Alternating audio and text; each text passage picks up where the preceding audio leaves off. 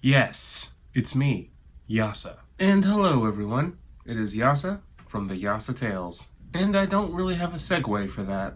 Quick channel update. To anyone out there who's wondering, Yasa, Lukam's coming back or not? they are, I swear. I'm working on an animated intro right now for the channel. Well, intro and an outro. So, it's taking some time. Apologies if I seem low energy in this video. I'm not feeling so well. But anyway, let's get into the story. So last time on the Yasa Tales, After the first time I had to tackle someone and brutally failed, a new side of me was awakened. That really competitive side that really just wanted to win. at any cost. And admittedly, it started to pay off. I actually started to become popular.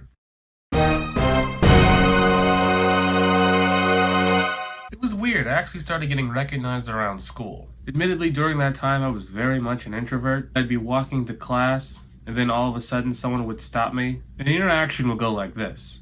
Yasa, you the greatest! To eventually, Yasa, you the greatest! you know it! I was even starting to get attention from the hottest girls in school. All the ladies wanted a piece of Yasa. Granted, it never led anywhere.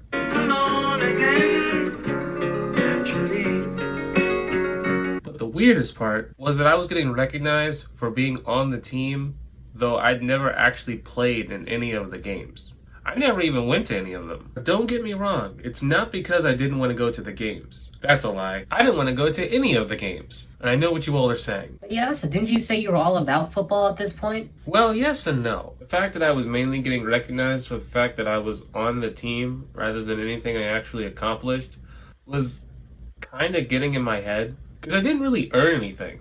So eventually, I was mainly about working out, just getting physically stronger, that kind of stuff. But I didn't care anything about football. Still don't. But unfortunately, the fact that I hadn't attended any of the games and constantly came up with excuses and that, I had a lot of homework or a doctor's appointment, blah, blah, blah. Eventually, I had to start getting creative. Just an example. Hey, yeah, so you coming to the game? Man, you won't believe what just happened. I was on my way out when I saw this hit and run. This old guy's car just got demolished. Apparently someone lost control, but the messed up part is they just drove off. I didn't want to be a jerk, so I just kind of waited for the police to show up. I'm about to give a witness statement.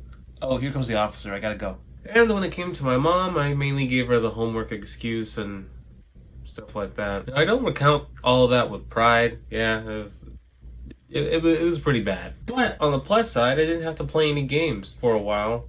However, eventually the end of the season came, and there was only one more game, and I had to go. So I suited up, and Got ready for the end. but that's when Coach Gold stepped up and gave the most inspirational speech I've ever heard. Alright everyone, I'm sure you're all aware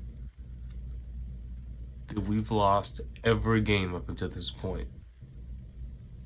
But I swear to God, if we lose this one, I'm going to make your lives a living hell. So that did it. We went out on that field and played our hardest.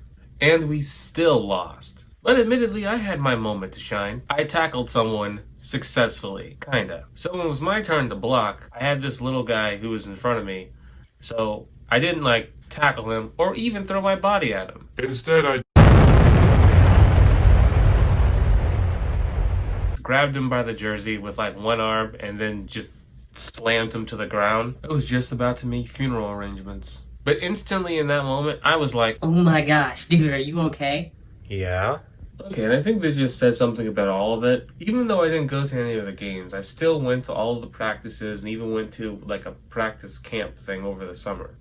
But yet still, I didn't know how to play the game. So I was literally just running around. After feeling like the weakest man alive, eventually the game was finally over. Thank God. But anyway, heading back to the locker rooms, that's when I ran into Coach Sampson. He stopped me and asked, Alright, Yasa, me seeing you next year? Heck yeah, you will. They never saw me again. I did my time in football and it was finally over. And I know this has been one giant roller coaster of a story, but I did get something out of it. I basically learned to persevere and go after what you really want, rather than just conforming to what everyone wants you to be, based on how you look and what other people think you can accomplish. So, yeah.